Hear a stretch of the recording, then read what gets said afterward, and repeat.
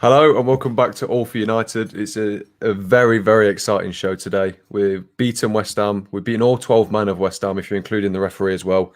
2-1 somehow. De Gea finally saves a penalty. Lingard scores against his old team.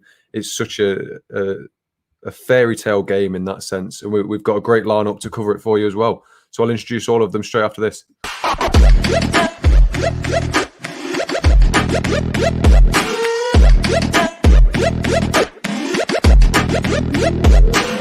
Click subscribe to get daily Manchester United content from Passionate Reds, only on All for United.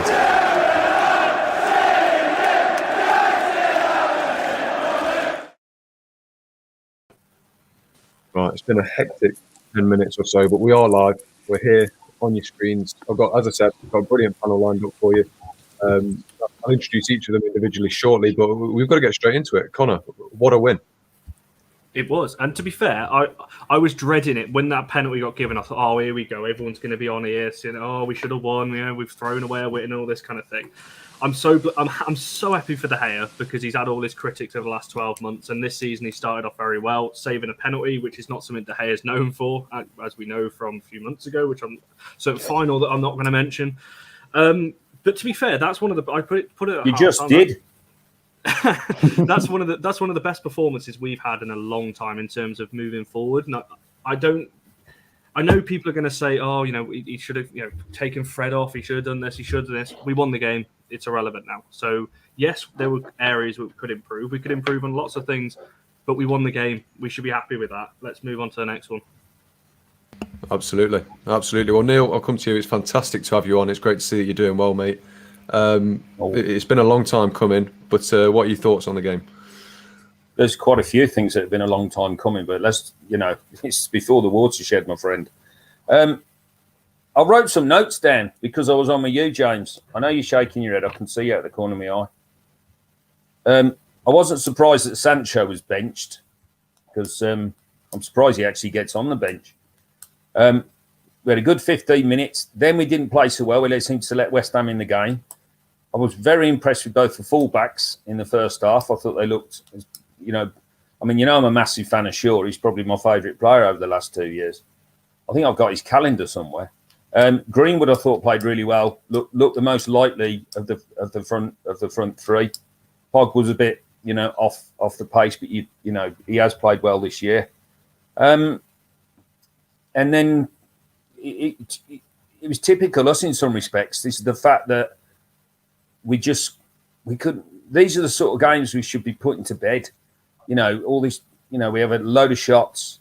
We create chances, but we just can't quite finish off a move. Bruno knocked in some fantastic balls that just got cut out or just didn't reach the man. I mean, the keeper made an unbelievable save in the first half from that Bruno volley. That was a magnificent save. So maybe we just about deserve to win because I think we actually tried to win the game, whereas West Ham, with 20 minutes ago, looked like they were quite happy with the draw, especially after just playing Thursday night. And we actually did at least try and go and win the game.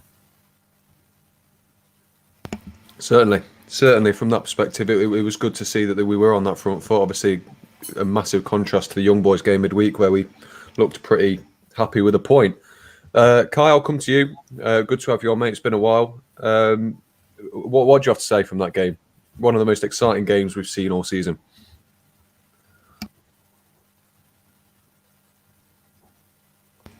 Kyle, you're muted or something. Yeah, we can't hear you.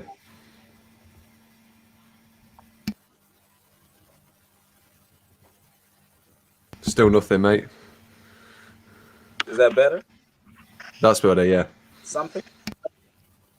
Is that all right? Cool.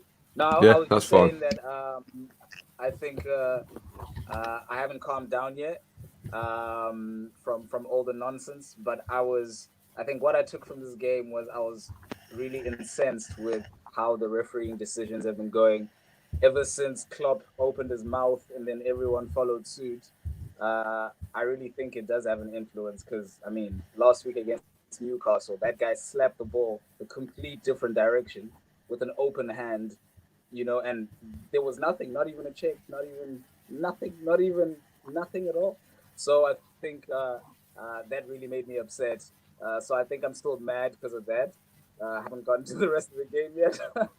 But otherwise, I think we deserve to win. We definitely created enough chances to win. And obviously, West Ham were always going to have better chances because our line is so much higher, like from the start of the season. So, I mean, I'm expecting that some teams, especially the smaller teams, get a lot of space to attack in. But as you see, it's just about 4 or 5 chances. It's not like they create a whole lot throughout the game. So I think, on the balance, we definitely deserve to win. And luck was on our side this time. And redemption from Jesse, so I'm happy. It's a great point. I think we're all happy. Certainly. Well, we'll move on, and it's a pleasure for me to introduce Marcus. He's a regular. Well, he's going to become a regular contributor, hopefully, providing we don't scare him off. So yeah, his Twitter handle is just below him. So go and follow him. Marcus, it's great to have you on. We'll stick with the refereeing decisions then. What did you make of those refereeing decisions? Yeah, look, I'm not really one to blame referees, but I understand the frustration from people. I definitely do think that the refereeing hasn't worked in our favor recently. And the penalty, well, not the penalty because it wasn't given, but the moment where Ronaldo kind of went down in the box, at first glance, I thought, damn, this guy's been buying penalties ever since he came here. And then I saw it on the replay and I was like, wow, there was actually contact. Why wasn't that given? And it's a thing with Manchester United now where you almost can't complain because rivals immediately start saying, oh, shut up. You guys had so many penalties last season, blah, blah, blah. And, I get it, but there definitely has been a change. I agree with everything that's been said, man. Like ever since Klopp said what he said, there definitely has been a shift. But with that said, we're Manchester United. We had the better quality players. We should be beating West Ham regardless of penalty decisions. So, it doesn't really bother me that much. Fair enough. Very well put, I think. I'll come on to you, Andrew. We'll stick with this topic. You're probably the most level-headed person I've ever met. So, was there a part of you that was wanting to punch the TV when you saw that? Especially probably on the third one Ronaldo had. I was like, that penalty. I thought Zuma got none of the ball. I thought, well, why isn't the referee going? Well, VAR saying to the referee, go over like you did with the handball. Just have a look. Even if he just decides no penalty. I was like, Ronaldo had a case on for that. On the other one, I think did Ronaldo. There was arguing, did he initiate the contact? But it's a 50-50 on that one. I mean, United do like to put us through all the emotions that possible. I mean, like Neil said, the first 15 minutes we were in control and without effectively creating anything. And then we let West Ham back in. And then before they scored, we had a couple of chances. And then once they scored, we seemed to up the tempo and was quicker, which suited us better. And then we scored. And then I thought, well, yeah, let's keep up this pressure, the tempo. And then second half, Ronaldo had that good chance, good save by Fabianski. And then it just all seemed to slow down again. The passing was like getting erratic. It was getting to the final third. And it was like, what do we do now? We can't seem to work out what to do. And then Jesse scored. And I was like, yes, finally. We just, I'm not saying got away with it, but it was like, overall, we deserve probably the 3 points. And then Luke Shaw's handball, I just thought, he's just going to give a penalty. I just know it. And then I thought, De Gea's never saving this because I thought he hasn't saved a penalty since 2016, I believe. And I was like, I just thought, well, this is a draw. I'm just going to have to take the point. But De Gea was just like, he has really just come back to some form this season. So I am pleased for him. I think since having Henderson there, I think De Gea's like thinking, I've got to step it up, and he's showing it now. So just happy we got the win. So I was on mute then. Me and you both, mate. Me and you both. Well, listen, we'll move away from the refereeing decisions because they're pointless now. We won the game. We'll move to a bit of positivity. Oh, go on then, Neil. Go on. You have your say. No, it's all right. I'm a change man. Fair enough. But Connor, we'll talk about Jesse Lingard then to start with, because obviously it is a bit of a redemption arc for him, winning the game against the club that he sort of revitalised his career with. Does this prove he has a part to play going forward for Manchester United? Well, you need a squad full of players. And the thing is, I think we all would have said the best move for him would have been to sell him in the summer, because it seemed like the right thing at the time, because you didn't think he was going to get many game times. It seems like he's favoured over Martial now, which is why we were saying to sell him, because we thought with Martial there, Lingard, and also James was there at the time as well. So we didn't think there was going to be much time for him. But it seems like Ollie really favours him. And you can see what everyone, kind of midweek rightfully so, he made a mistake, but it's a mistake. You know, Bruno makes mistakes in games. Pogba, it just was unfortunate that Lingard's mistake led to a goal at the time. You need a squad full of 20-odd players to win games. And Lingard, that might be the only goal he scores all season. But that's the difference between 1 point and 2 points, they obviously with the De Gea save as well. And that 2 points could be the difference at the end of the season, should we go on for a title charge. So you do need players like that. And I actually thought it was the right sub to make, because I felt like Pogba was taking far too much time on the ball. Greenwood, yes, I don't understand that one quite so much, but you know, there were some tired legs starting to creep in, and I think you needed that energy in there, and that's what you get with Lingard. And also, he knows West Ham as well, doesn't he? So it kind of seemed like the right decision to make. So he's definitely got a part to play. I wouldn't want him starting, you know, Christ no. But in these types of games, when you need a bit of energy in midfield, somebody a little bit different that can cut about the place, you know, across that whole final third. Brilliant. And yeah, he took his goal very well, and the perfect way to kind of turn around what would have been a horrible week for him, because he obviously saw his post the other day. He didn't mean to make that mistake the other day. I said players make mistakes in games. Like I said, it was just unfortunate there to the goal. So yeah, I'm really happy for him. Well, I think someone who's probably not quite as happy for him is Neil for some reason. So he's won us the game today, Neil. And I think we were saying beforehand, you're not his biggest fan. So talk us through why. Well, because I think he's shit. I would have. Well, why did we sign Sancho? Right, to do exactly what Connor's just described that Jesse's doing, and Sancho's not. But anyway, going on to the Lingard thing, I think he just, once in a blue moon, and like I said at the start before we came on, I think if you give him 50 balls, he's not sticking any one of them into the top corner again. And if you took all the players off the pitch, he wouldn't be able to do it. And Brown Knight, who just said Messi Lingard, go and have a drink and I'll pay for it, and then send me the bill, because I don't think he's a Manchester United player. If this squad wants to go on, I don't see him as, I know it's a squad game, it's 25 players, it's all this, it's all that, but I just don't see. Does he play in the front three? Does he play in a midfield three? I don't see what role he sort of does in the club. And I thought they were going to get rid of him when they signed Sancho. I thought, well, that's it. Sancho's coming in. We've got Greenwood. We've got Rashford. Then we signed Ronaldo. We've got Cavani. And I thought, well, where is he going to fit into this team? We've got loads of midfielders. And yet, then he's just scored a screamer today. I mean, I've written there, when we brought... when we brought Lingard on, I went, are you kidding me? And then he's gone and scored an absolute screamer. Like I said, he probably won't score a goal like that again in the rest of his life. I mean, he dropped a Rick the other night. It was a terrible, terrible back pass. They were saying on the TV how slow the pitch was. He dropped a Rick. He's turned it round today. I disagree with the fact that he was giving it all this cobblers. I don't want to upset the West Ham fans. Who gives a damn about them? We're paying him 150 grand a week, people. He should be jumping up and down every single morning like he's won the bloody lottery.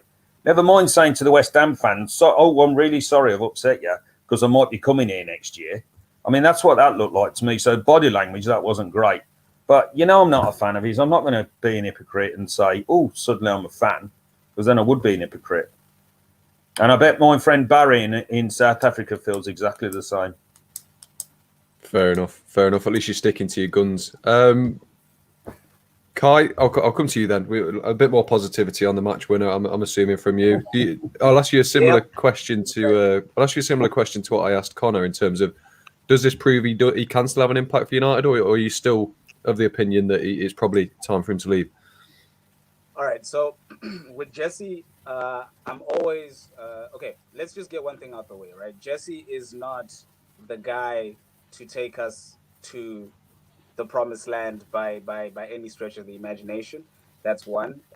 Two, Jesse would not walk in as a squad player at any really top team. He wouldn't, right? Because, for example, someone like Musiala from Bayern Munich, he's already has a higher level than Jesse would have, and he's only like 20, for example. So I'm just looking at it from that point of view.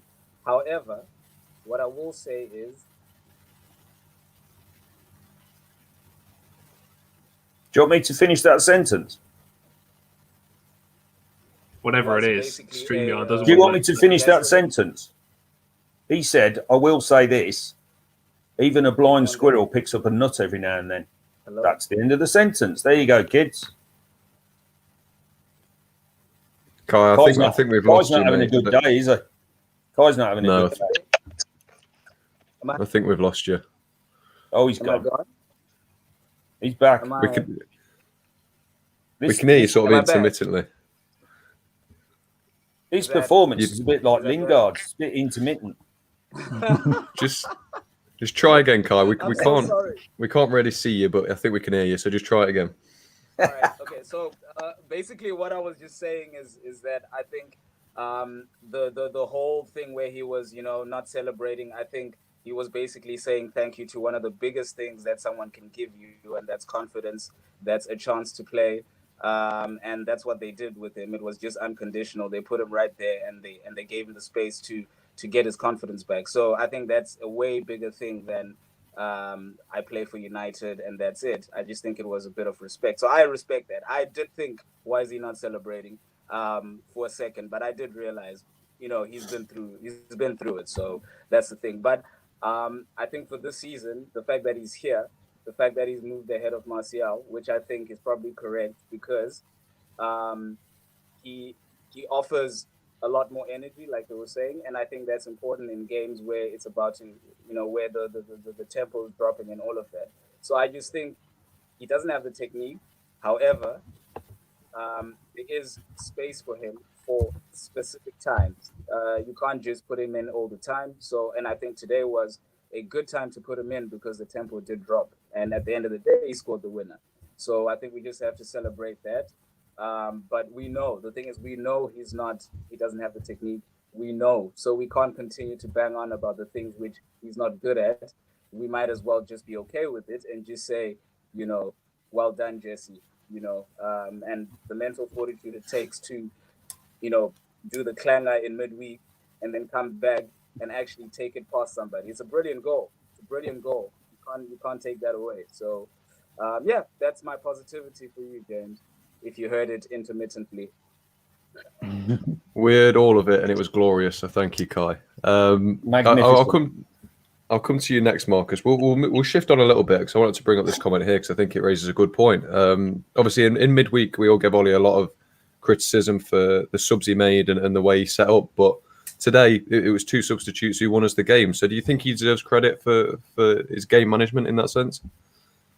Yeah, I think it's a difficult one with Ollie. It's a very contentious thing in this fan base because you get people who call him a PE teacher, a Wally, and all of these things. I don't think there's any need to be that disrespectful. Yes, Ole Gunnar Solskjaer has question marks around his tactics, around his game management, but you have to give credit where credit is due. This is what I always say about Ollie. And at the end of the day, was it the prettiest performance? Not really, but there was a lot of positives today. I think today, more than any other day, I didn't see us spam that many long balls apart from crosses. I thought Bruno was very impactful. I thought Pogba was having a quiet game. I thought, the way he managed it and the way he made changes was pretty good. Now, Lingard, I'm not a huge fan of him, but if he continues to come on and Ole Gunnar Solskjaer continues to use him and he continues to score or continues to impact the game, I'm not going to complain. I'm not going to raise my blood pressure as if it's going to change anything.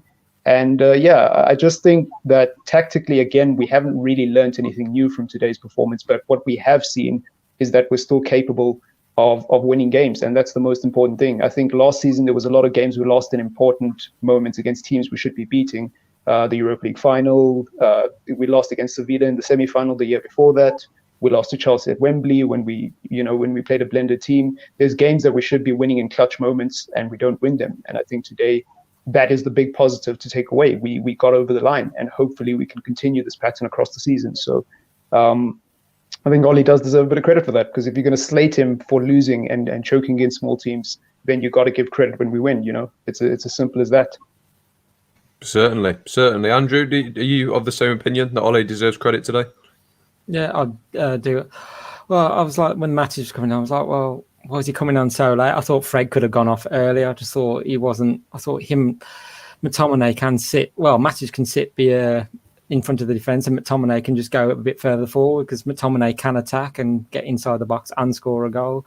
But I think you've got to give Ollie credit for the subs today. And I'm pleased for Jesse as well. I mean, it's been a difficult week for him. Obviously, he made the mistake against Young Boys and he probably would have had a lot of abuse online. And obviously, he would have had mixed feelings returning to West Ham because I had picking up his form and confidence from the second half of last season. So, and he's chose to come back to us and fight for his place. He's not going to be a first team regular, but if we're going to be challenging for trophies on all fronts, we need to rotate, and he's going to be a good squad player, I think. So, and I just think I sort of agree with Neil about the celebration. It's like, well, you've scored for us, go and celebrate with our fans. Okay, West Ham fans are not going to be happy anyway because they're losing. They've lost the game anyway. So I just think Jesse's had a few.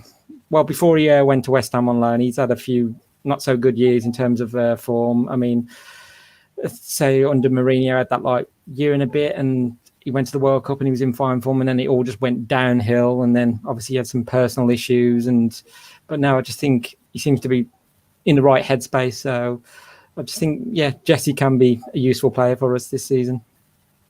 Certainly. Well, I want to switch on over to the other goal scorer then. I'll come to you first, Connor. Cristiano Ronaldo. Now, I thought, he only got one goal. He probably could have got more, but I thought outside of that, he was really good today. Are you of the same opinion?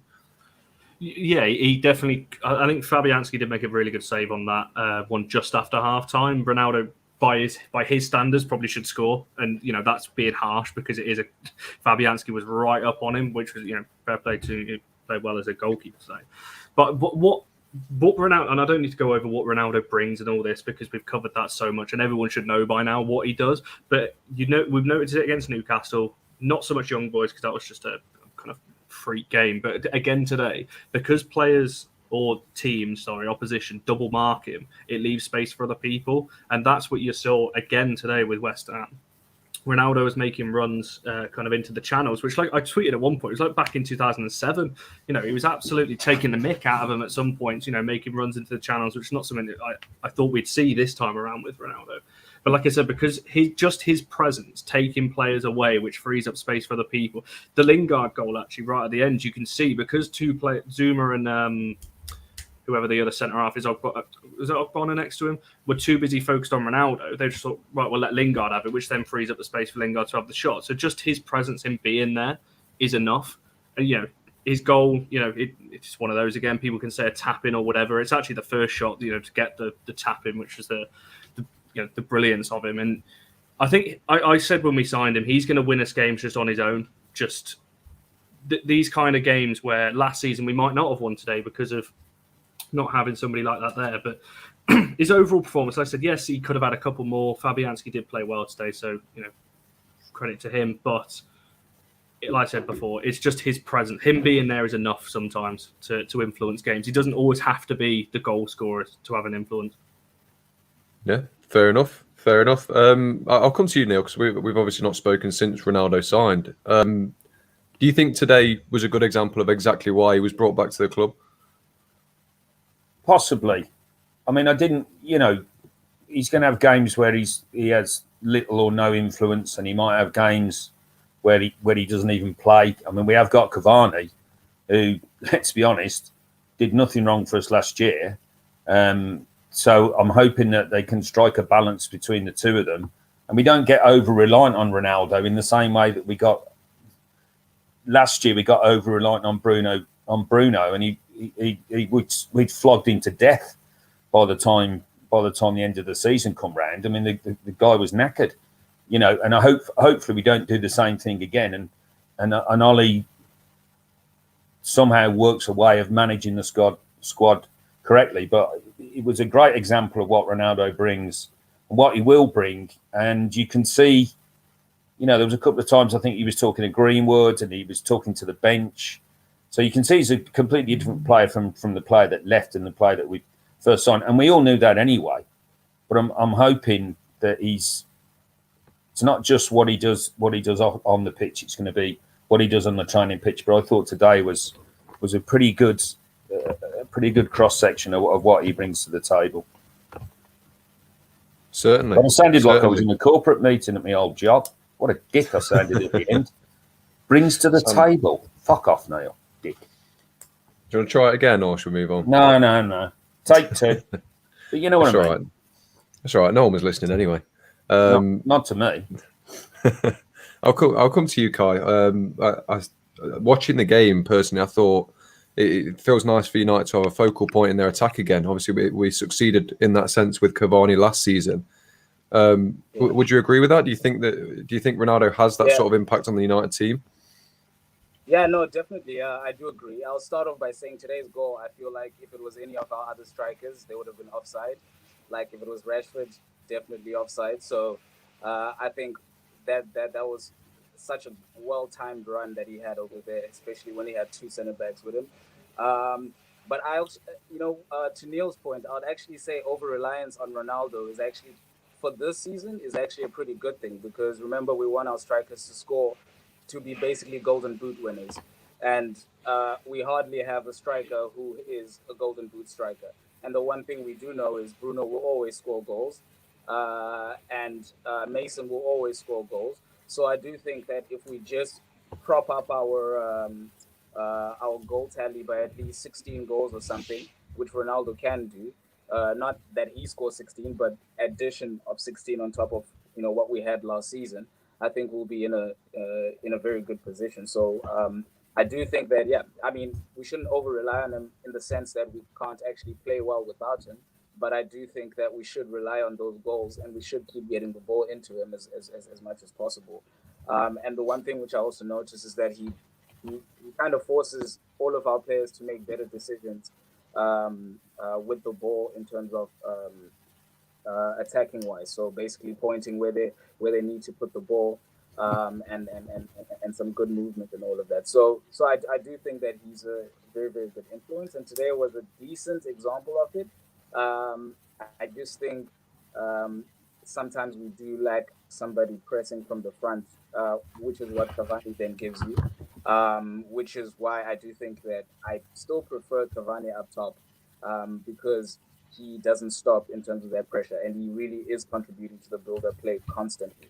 Not just receiving ball back to goal, but popping it round the corner, doing combination play and all of that. So I do think at least we have two ways of playing. If Cavani plays, we can play a little bit more like we did last season, and when Ronaldo plays, then we have a little bit of more of that, balls into the box type of approach, and just pumping it in there. So I do think that we have options in terms of that, and Ronaldo has done well to give us those options.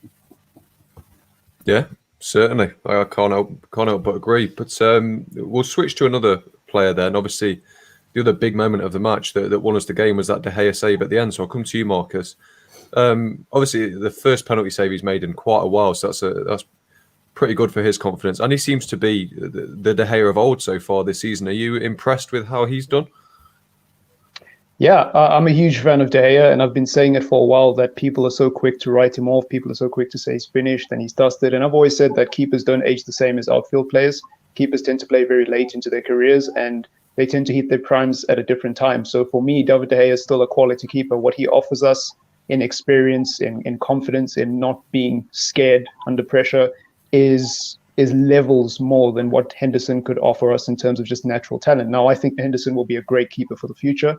And this is not a Henderson hate agenda, but I just feel like people overhyped Henderson a little bit and kind of just assumed that Henderson would come in and make no mistakes. And it's such a strange phenomenon to me, because I watch other Premier League teams and I see other keepers make mistakes. I've seen Alisson make mistakes. I've seen Edison make mistakes, even against us when McTominay scored that goal to win 2-0 against City at Old Trafford. I think it was a year ago.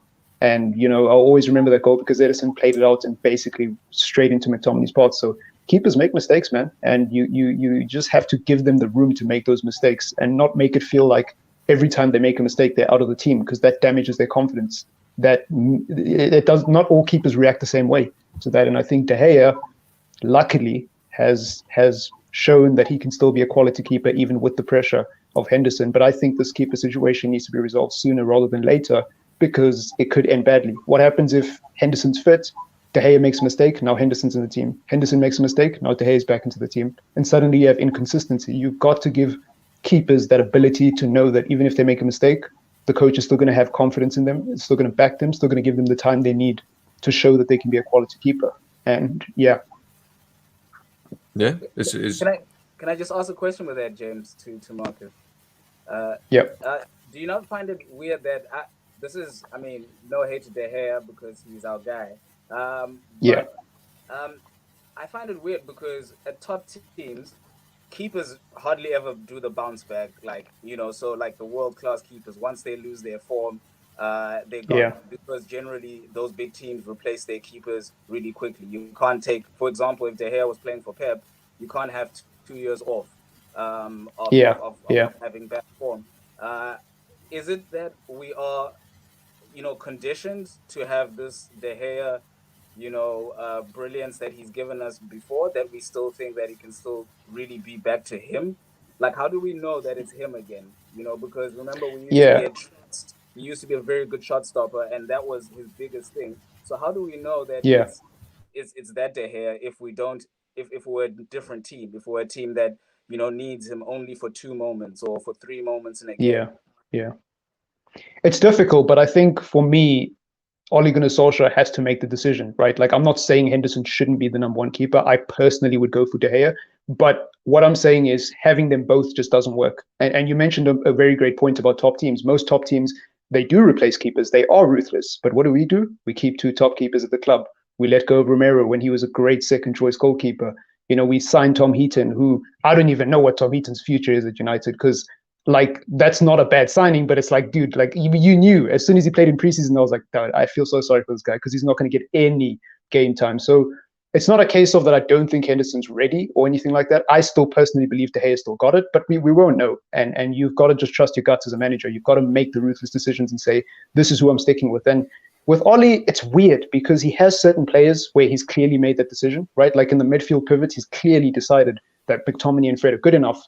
But then in other areas, he's so indecisive. And it's like, dude, make up your mind. Because, yes, I wouldn't choose Henderson, but you're the manager of Manchester United, not me. So make a decision. And that's all I want from Ollie.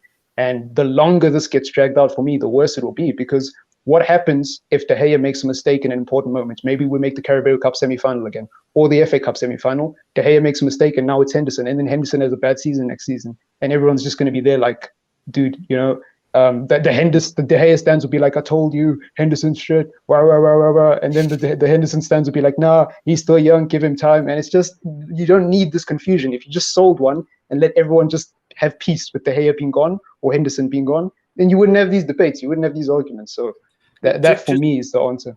Just quickly, I do agree with what you're saying. Actually, a decision does need to be made, and I think we'll say this throughout the whole season. Just playing a little bit of devil's advocate. Do you think? And this is not. I'm not saying this is a reason to keep a player, by the way.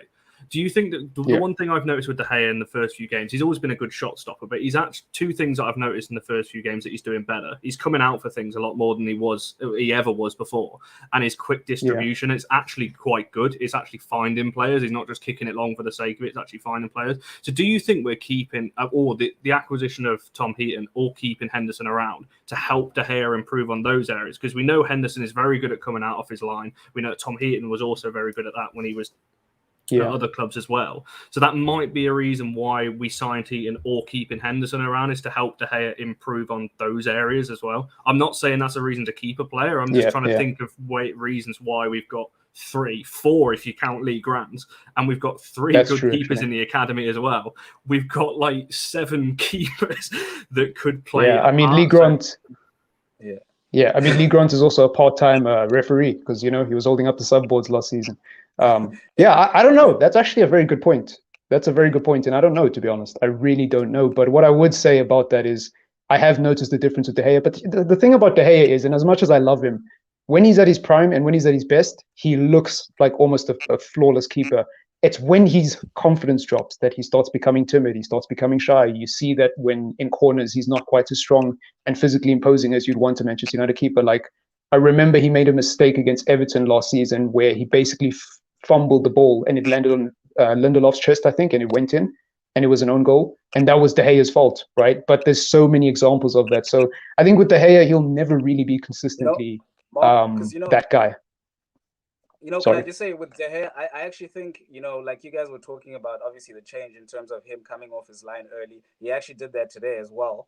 And I actually think a lot of our problems last season probably came from the fact that every ball over the top looked like a through ball because he didn't come and get it. And the starting position was really, really way too deep.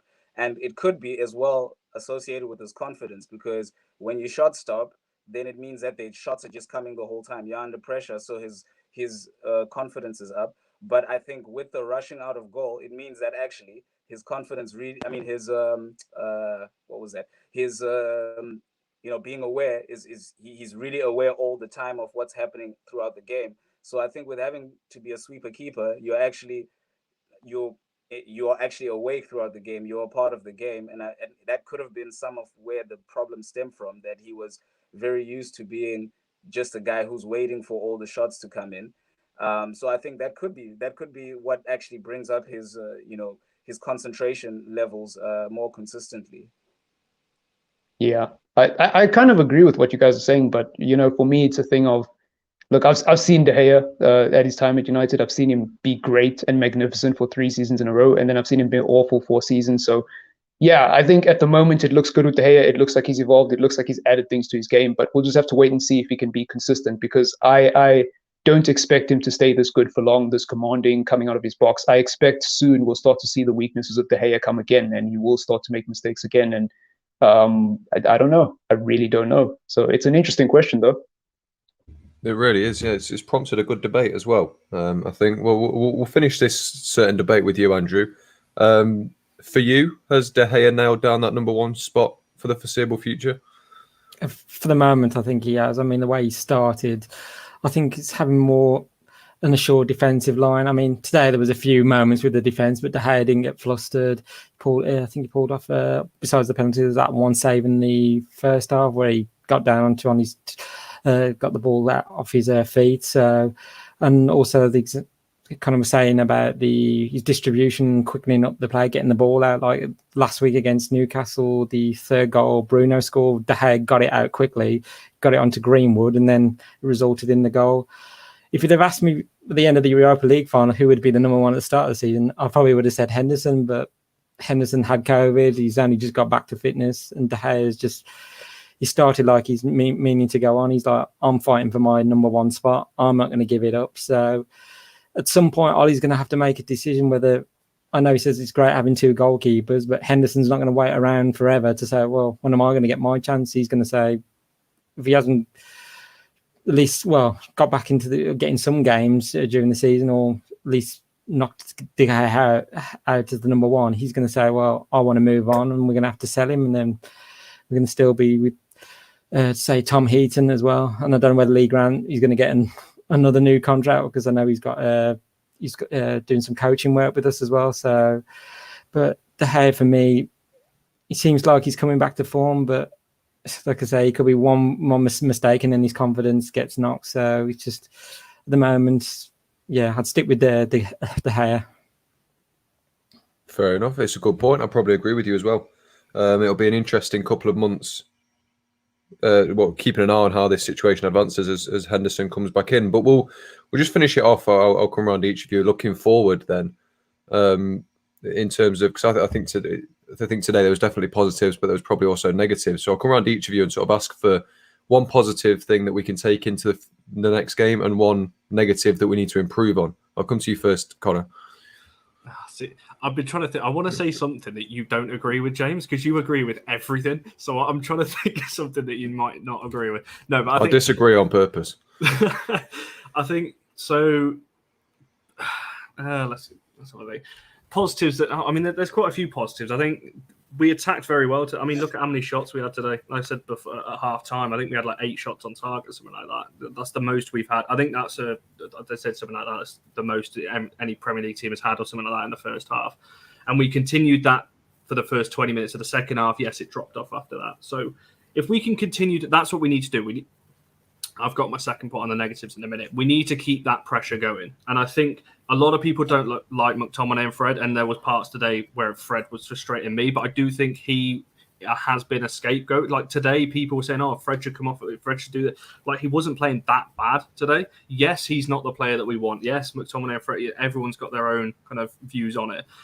But they progressed the ball very well into Popper and into Greenwood and then Fernandes, which allowed us to dominate the game for the large part. Yes, I know West Ham obviously have only just played their Europa League game a few days ago, so they were going to tire.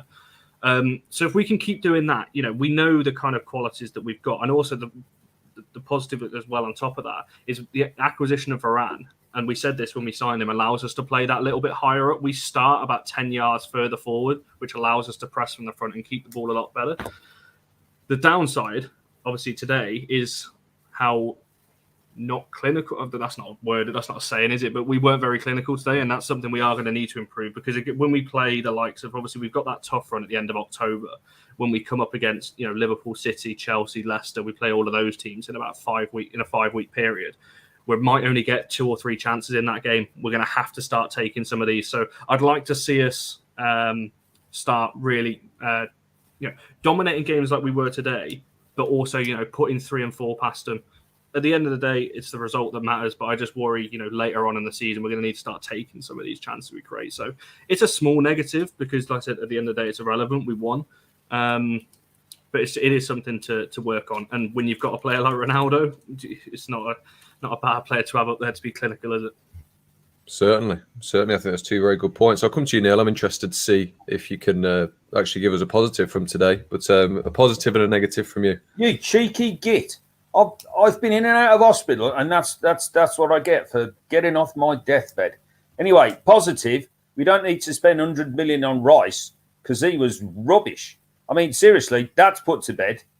And I'm 100 million on Rice. You've got to be kidding me.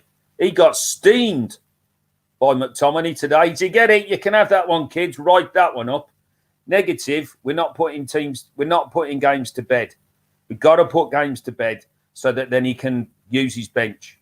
So basically, I'm saying what Connor says, but in a better way. We need to put this game today should have been put to bed 20 minutes in the second half. Then he can bring. Then we can just get the game safe. We should have been out of sight really with the amount of chances we had.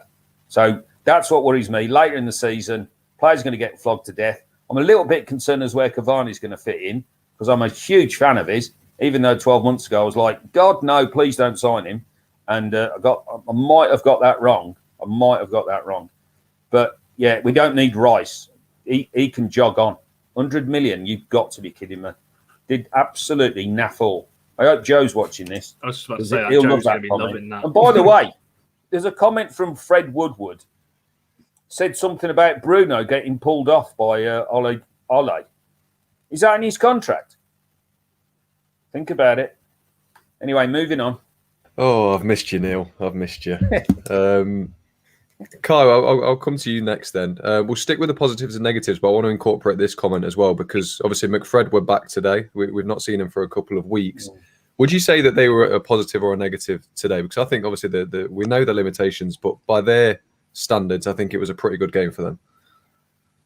Actually, I have to disagree because I'm super annoyed by them too. Extremely annoyed.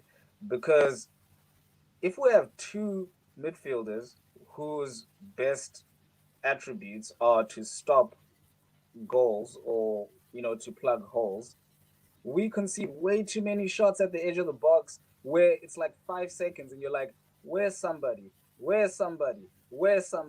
And they never come. And then you've got Varane over there and Maguire trying to block a ball where a guy literally has so much space. I find that so weird. And I feel like for them to both be in that situation, it's either one is not saying something because it feels like they're just going towards the ball. So it's like, oh no, we're getting attacked. And then Fred goes to the ball and then he gets played around a 1-2. And it's like, oh no, McTominay gets played a 1-2. And then all of a sudden there's so much space in that, in that number 10 position to say. And that really annoys me about them. However, with everything else, driving the ball forward, they were pretty decent today. I think McTominay played probably one of his best passes forward I've ever seen. And I think, he needs to do that a lot more often. And I think the midfield needs to talk to each other more. I just think defensively, it's too open. If you have 2 guys who aren't great at attacking, but they're supposed to be great in the midfield, why is there a massive hole when the teams attack us? That I just, I'm not a fan of. But positives, Rafa Varane, positive. I think it's a blessing. If you just watch him just play by himself, it's ridiculous to watch. It's almost like I actually disrespected him a little bit because I always used to think, the whole Ramos shadow, because I was never watching for him or for his defensive ability when I watched Madrid. I was just watching for Ronaldo to score or for Ramos to do something. But actually seeing Varane and seeing his responsibility as a defender as well, sometimes I even feel like he's the one doing the talking between him and Maguire. I'm not saying it's a bad thing for Maguire. That's just his personality. But I do think that Varane, just watching him is for me, it's brought a little bit of comfort. I don't have hand in my mouth all the time, especially when I see him taking his position and jockeying. You can actually see someone defending like a real defender. And I'm like, all right, we're good. So I think that's good. And the last one is that West Ham are the best of the rest, in my opinion. I think they're even better than Villa, in my own opinion. Villa? Yeah, I think they're better than Villa. Don't come on here and say that. No, I do think so. I'll tell you why, because they're solid outfit. And the thing is, they will take off points off the big teams as well. And they just come to frustrate. That's the thing with West Ham. They come to frustrate. And with Antonio, can you imagine if they had Antonio today? We would have been under so much more pressure with Antonio. And they are one of the better sides if you have to look at in the top 10. So the fact that we actually went away with their crowd and with the ref against us and VAR not doing anything and still got a point, still got 3 points, I think that's one of the biggest positives for me today. And I will stop speaking before Neil comes and attacks me through the screen. I know. You wait till Twitter later if you want to be attacked. When I've had a drink, God blimey, you're in a world of pain. You have a world of pain coming, my friend. Bob and weave. I've got 2 bottles of red downstairs and the NFL's on till about 4 a.m. So it's going to be a long night for Kai. Oh, God. I'll be waiting. You have bought this on yourself. I won't lie to you. You have bought it on yourself. We'll keep you in our thoughts and prayers. Sorry, Marcus. My mind's gone blank here. I'm trying to find the comment. There we go. I want to bring up this comment about Maguire because we haven't talked about him today. I think he's usually very composed and he's a very good defender. But today he seemed a little bit off his game. Yeah. Would you class him as a negative today that needs to improve? I don't know with Maguire, hey, because I'm scared of commenting on Maguire. I get told I have a Maguire agenda on Twitter. I don't know where this has come from because all I said was all these people acting like if Maguire played in the final, we would have won. It's not true because Maguire's played in games where we've lost, and I don't think he would have been the difference. But anyways, that's neither here nor there.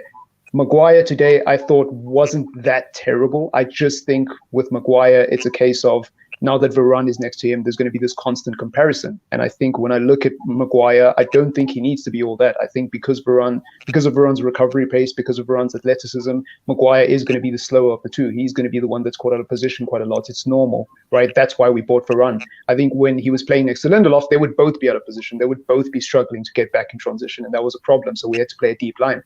Now with Maguire there, it's a lot easier, right? So I don't know. That might be an unpopular thing to say, but I think Maguire, I think he was all right. I think the real negative today for me, when I looked at the entire team's performance, was, yes, McFred is an easy target for everything, and Fred is definitely a scapegoat.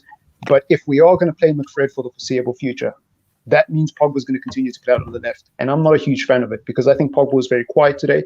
And I think there's moments in the game where I thought, you know what, maybe we should be taking off Pogba. Maybe we should be bringing on Sancho or Pogba. Maybe we should be bringing on someone else, anyone else really, because I don't know. I think his passing range is so good when he's in the middle. On the left, he gets isolated. And when he's out of the game, it's really, really bad. So that was the one negative for me, on top of the fact that he's taking a potential spot away from someone like Rashford when he comes back. He's taking a potential spot away from someone like Sancho because Greenwood can't be benched, neither can Ronaldo. Now you're shoehorning Pogba on the left, and that's an extra spot for a winger who we know is very important to us. But beyond that, I'm quite happy with today's performance because I think we learned a few things. A lot of people aren't talking about it, but I think Bruno was good today. I really, really do.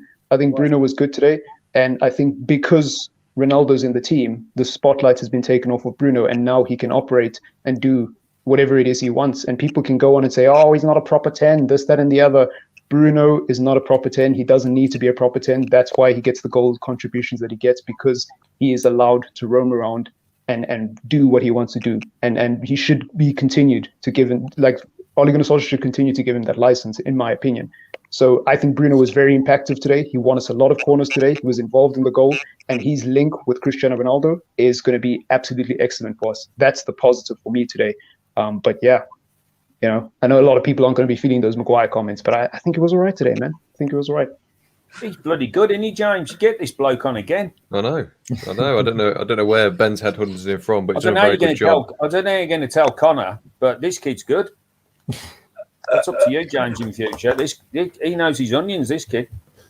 Marcus, just savour this moment. You got praise from Neil Burton. Just Why do guys hate Bruno's number 10ism? His type of number 10. Why do people hate it? I don't get this. Because it's weird. If I've seen a lot of people say Mason Mount is great. I think it's because he. And I'm like, Mason Mount at number 10 provides nothing going forward. Like, this. There's no goal contributions there, and everyone just hates Bruno's. These two should get a room. These two should get a room there. Get your own show, lads. Have a word with Ben. Late night in a hotel somewhere. You're free to take over this one if you want. Strawberries and champagne. That's what you could call the show. Strawberries and champagne. Love Yeah. it. Can we get you on, and then we just add something like dirty? Yeah, I'll come on. Because at late night I'm good, Kai. Because I'm normally half a bottle of Red down.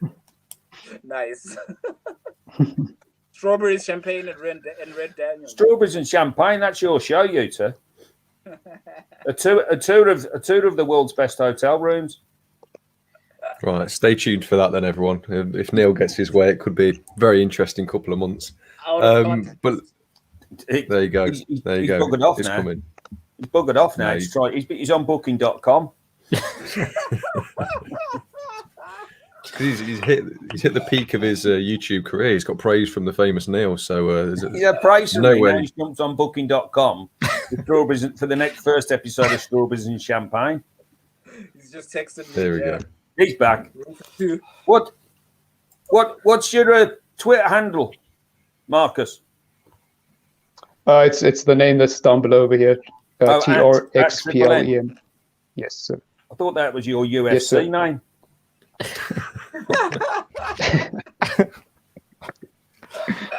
Right. Can I just say something about the Bruno comments? Yeah, go ahead. Just very quickly. Sorry. The thing about Bruno not being a number 10, right? A lot of people go on about this, the football hipsters. Oh, he's not a number 10. He's a shadow striker, blah, blah, blah. Look, if it works, why do you care? Like, why do you have such an itch during a United game when we're 2-1 up? If it works, it works. If it doesn't work, we can criticize it at the end of the season. But you know what? I'm getting tired of it because we haven't lost an away game since Bruno Fernandes arrived, and people do not give him the respect he deserves. Yes, it's not all him. Yes, it is a team game, but there is a huge clue there. We weren't winning this many away games. We weren't winning this many games just in general where we're not playing quite well. Ever since Bruno's come to the team, he is that fire starter. He is that player who creates things. He is that player who goes for the difficult task. He is the risk taker.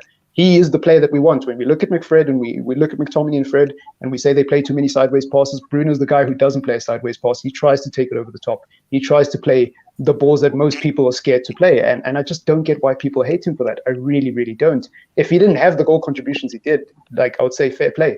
Fair play. He should be a proper number 10. He should simplify his game. But if it continues to work, I think people should just, ease off on the criticism. Because where was Pogba today? Where was Pogba today? You know what I mean? These people who criticize Bruno usually love Paul Pogba. Where was Pogba today? Go on, Neil. He said fire starter, quoting songs from the Prodigy. You can't be that old, Triple M. I saw the Prodigy years ago. Just say now he's coming on quoting the fight. This kid's good. Get him on. Get him on again. Never mind champagne and strawberries. These two down the bottom left. Get this kid on again. He knows his onions. Ben, sign him up. I'll have a word. Don't you worry. You got to finish your dinner first. Yeah, I know. You sure you don't want this champagne show with him? Hey, what about that duck noise the last 20 minutes? It was funny, wasn't it? Could you hear that duck? One of you's got a Daffy Duck going on somewhere. There was a duck noise going on. You could hear it walking across the screen. Oh God, we have missed you, Neil. We have missed you. I need a drink. Oh, this is. Both those bottles of red wine are closed as well. That's the worrying thing for me. I can't wait to see them. What I do is I smash them against my head and just drink them straight from the broken glass. Hospital bed Neil is the best. Hospital bed Neil is very expensive. You couldn't afford it, Kai. Right, before we truly let Neil get out of hand, I'll come to you, Andrew, just to round us off. Positive and negative from today. The positives for me moving forward. So the positives for me were, we going behind, it triggered a response from United. Obviously, it's only when we went behind we seem to have clicked into gear, and obviously we're known for making a comeback. It's just sometimes a bit frustrating we can't start games with the same intensity. But I mean, both the goals were to get us back in the game were good goals, and now we've claimed 35 points from losing positions over the last 2 seasons. And also Ronaldo and Fernandes partnership. People saying, "Oh, it'll never work because it don't seem to click when it's on the international stage." Well, it seems to be clicking now on the for United as well. So when Bruno's got on the ball, he's always looking for Ronaldo's runs and trying to get the ball into the box to him. And also our away run as well. We now have 29 games unbeaten, so that's a pretty good run, and hopefully we can continue that on into the next away game that we have in the league, which I think is like next month. I think Leicester away. I think the only negative I can see from the game was probably a bit of our passing and tempo. It's like in the first half it was a bit erratic. It was giving the ball back to West Ham. We've just got to tighten that up a bit. And obviously our tempo, when we went 1-0 down, we got quicker, and I was like, that's the response we want. And we got the goal, and then I thought, well, just keep that tempo up. And then second half we just slowed down again. I was like, and then as I said earlier, we was getting to the final third and was like, we ran out of ideas. I'm like, if you start moving the ball quicker, just getting those passes in quicker and then creating the spaces, we'll obviously put teams away with 2, 3, 4 goals with the faster tempo. So that was the only slight negative, but the positive say we're the comeback kings again. The duck's back. You hear it? I can hear heard it briefly. Just quickly on the back of what Andrew was saying there, isn't that the good thing though? How we're winning games at the minute and we're not even clinical yet. You wait till Sancho starts firing and Rashford's back and Greenwood starts firing again. Bruno starts hitting the back of net. Pogba starts hitting the back of net. How good we could be then, you know.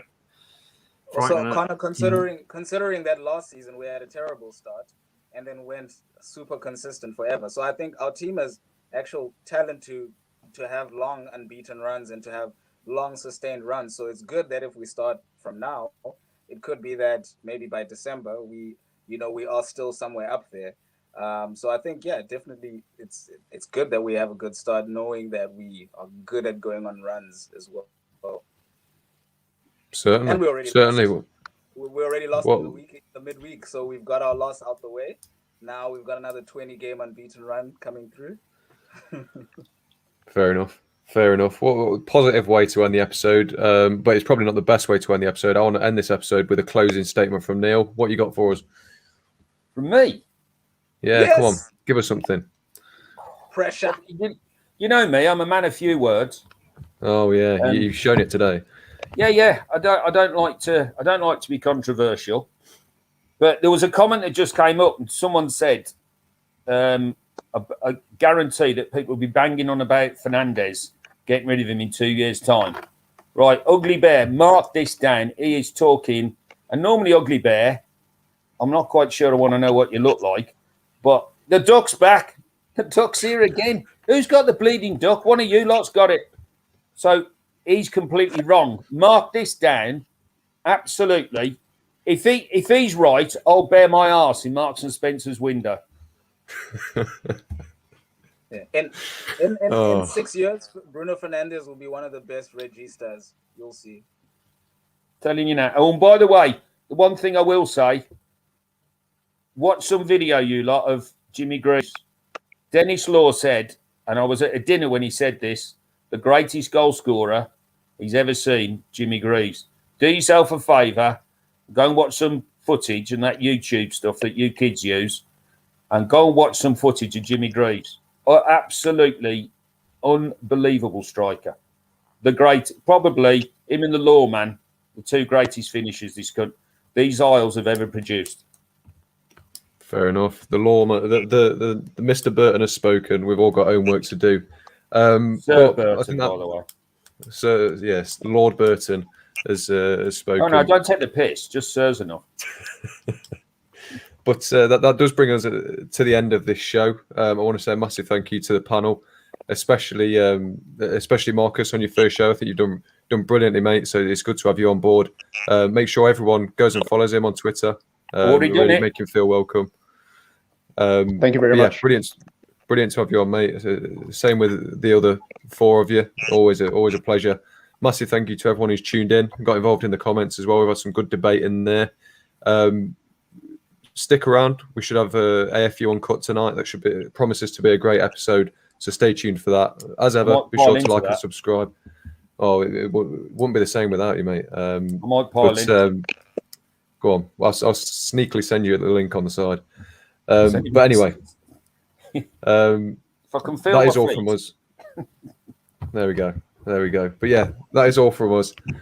Be sure to like and subscribe. Stay tuned for Uncut, and we'll see you next time.